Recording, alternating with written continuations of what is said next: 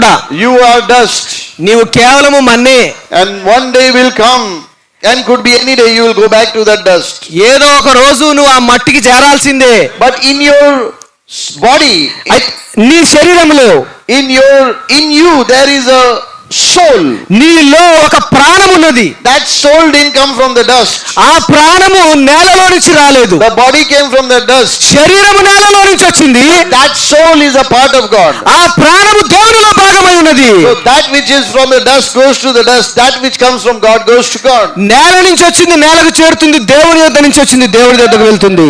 So your soul is a part of God. నీ ప్రాణము దేవునిలో భాగమై ఉన్నది. You are an attribute of God. నీవు దేవుని గుణలక్షణమై ఉన్నావు. You are displayed here upon this earth in this body.